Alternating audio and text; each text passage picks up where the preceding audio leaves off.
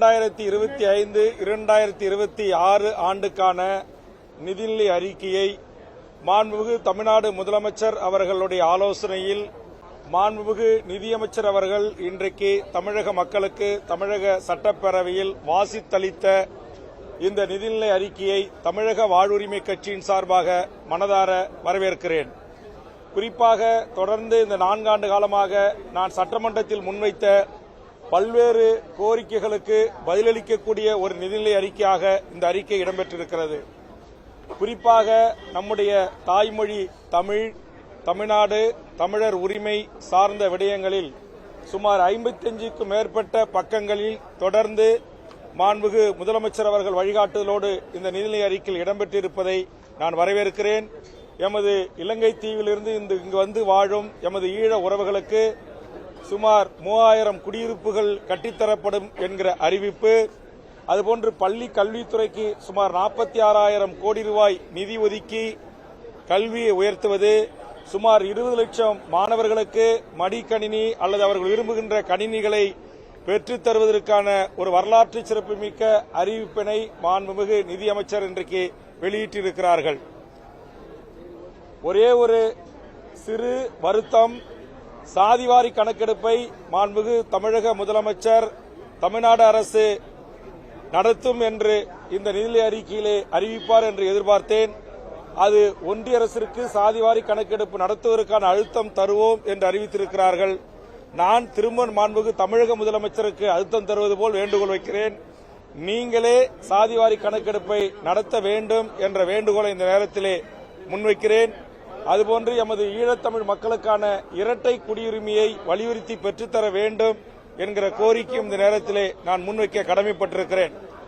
இன்றைக்கு நம்முடைய அரசு, ஒன்றிய அரசு நமக்கு தர வேண்டிய 2151 கோடி ரூபாய் கல்விக்கு தர வேண்டிய நிதியை தராத ஒரு சூழலிலும் லட்சக்கணக்கான மாணவர்களுக்கான உதவித்தொகையை மாநில நிதியிலிருந்து தருகின்ற வரலாற்று சிறப்புமிக்க அறிவிப்புகள்.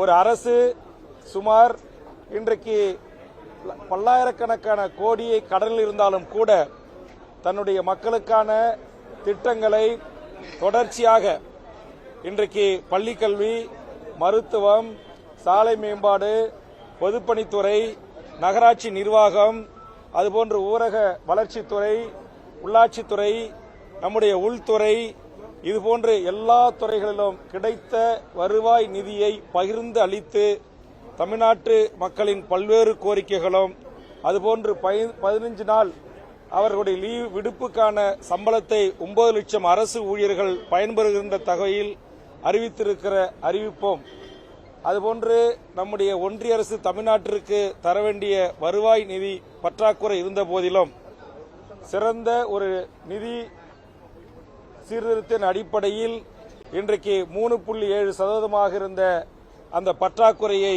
வரும் ஆண்டில் 1 அளவிலே கொண்டு வந்து நிறுத்துகின்ற நிதி மேலாண்மையை கையாண்டிருக்கிற நிதி அமைச்சருக்கும் நிதி அமைச்சகத்தின் செயலாளருக்கும் எமது தமிழக வாழ்வுரிமை கட்சி பாராட்டுக்களை, வாழ்த்துக்களை தெரிவித்து, இந்த அறிக்கை முடிவு பெற்ற உடனே மாண்புமிகு தமிழக முதலமைச்சர் அவர்களை சந்தித்து என்னுடைய பண்ருட்டி தொகுதியில் கலை அறிவியல் கல்லூரி அறிவித்து இந்த ஆண்டே அந்த கல்லூரி தொடங்குவதற்கான உத்தரவிட்டமைக்காக நன்றியை தெரிவித்தேன்.